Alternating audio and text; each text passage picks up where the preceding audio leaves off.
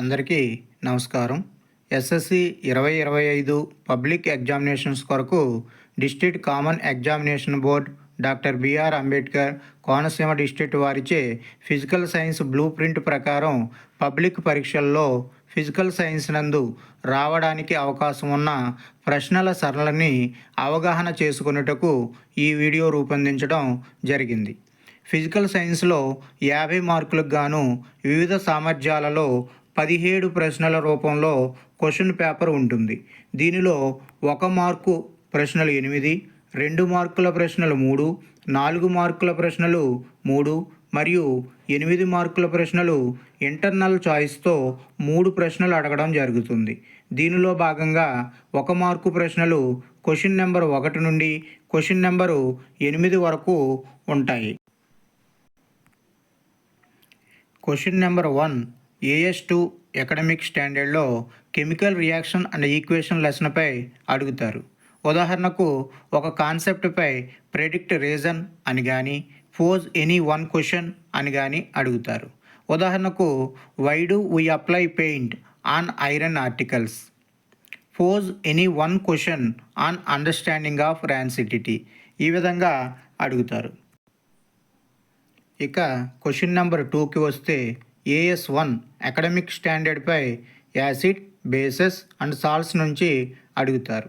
ఇది పూర్తిగా conceptual understanding, అంటే వాట్ ఈజ్ pH స్కేల్ లేదా what is neutralization reaction. Bases which are soluble in water are called dash.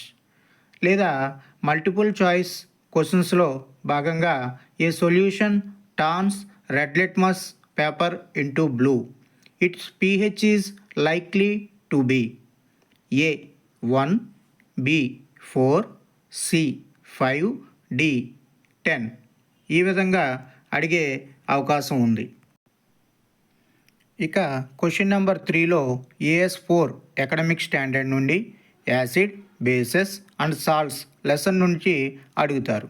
ఈ సామర్థ్యంలో experiments, field investigation పై ప్రశ్నలు అడిగే అవకాశం ఉంది. ఉదాహరణకు ఒక టేబుల్లో కొన్ని సొల్యూషన్స్, వాటి pH విలువలు, ఉదాహరణకు gastric juice pH = 1, lemon juice pH 2, pure water pH 7, milk of magnesia pH 10, solutions sodium hydroxide pH 14 వంటి డేటా ఇచ్చి which is used and antacid అని అడగడానికి అవకాశం ఉంది. ఆన్సర్గా మిల్క్ ఆఫ్ మెగ్నీషియా అని వ్రాస్తాము. ఈ విధంగా ఇన్ఫర్మేషన్ స్కిల్స్ అండ్ డేటా ఇంటర్ప్రిటేషన్పై ప్రశ్నలు అడుగుతారు. క్వశ్చన్ నెంబర్ 4లో AS1 అకాడమిక్ స్టాండర్డ్పై మెటల్స్ అండ్ నాన్ మెటల్స్ అనే పాఠంపై ప్రశ్నలు అడుగుతారు. ఉదాహరణకు కాన్సెప్చువల్ అండర్స్టాండింగ్గా write any one physical property of a metal, లేదా వాట్ ఆర్ అలాయ్స్, లేదా name the alloy of iron and carbon is dash, ఈ విధంగా అడిగే అవకాశం ఉంది. క్వశ్చన్ నెంబర్ 5 AS6 అకాడమిక్ స్టాండర్డ్పై కార్బన్ ఇట్స్ కాంపౌండ్స్పై ఒక ప్రశ్న అడుగుతారు. యూజెస్, అప్రిషియేషన్ వంటి పదాలతో ప్రశ్నలు అడిగే అవకాశం ఉంది. ఉదాహరణకు write any one use of carbon compounds, write any one use of detergents, లేదా write any one use of vinegar, లేదా how do you appreciate the saponification process, ఈ విధంగా ప్రశ్నలు వచ్చే అవకాశం ఉంది. క్వశ్చన్ నెంబర్ 6 AS1 అకాడమిక్ స్టాండర్డ్పై the human eye and colourful world lesson ఒక ప్రశ్న వస్తుంది. కాన్సెప్చువల్ అండర్స్టాండింగ్లో క్వశ్చన్ని అడుగుతారు. ఉదాహరణకు define accommodation of lens, what is meant by far point of the eye, లేదా what is meant by near point of the eye, లేదా image is formed by the eye lens is dash, ఈ విధంగా ప్రశ్న అడిగే అవకాశం ఉంది. Question number 7 AS5 academic స్టాండర్డ్పై electricity లెసన్పై క్వశ్చన్ అడుగుతారు.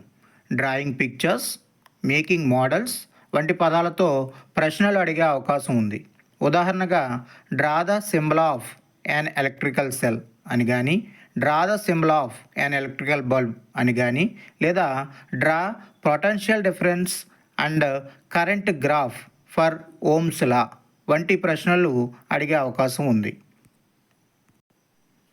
క్వశ్చన్ నెంబర్ 8 AS1 అకాడమిక్ స్టాండర్డ్పై ఎలక్ట్రిసిటీ లెసన్ నుంచి ఒక ప్రశ్న అడుగుతారు. కాన్సెప్చువల్ అండర్స్టాండింగ్లో ఈ ప్రశ్న అడిగే అవకాశం ఉంది. ఉదాహరణకు what is the SI unit of resistance of A conductor conducted in a electrical circuit అని కానీ, లేదా SI unit of electrical power is dash. ఈ విధంగా 8 ప్రశ్నలు 1 మార్కు ప్రశ్నలు అడుగుతారు. ఇక క్వశ్చన్ నెంబర్ 9 నుండి 11 వరకు 2 మార్కుల ప్రశ్నలు, అలాగే క్వశ్చన్ నెంబర్ 12 నుంచి 14 వరకు 4 మార్కుల ప్రశ్నలు, క్వశ్చన్ నెంబర్ 15 నుండి 17 వరకు 8 మార్కుల ప్రశ్నలు ఏ విధంగా అడగవచ్చు అనేది తదుపరి వీడియోలో డిస్కస్ చేసుకుందాము. ధన్యవాదములు.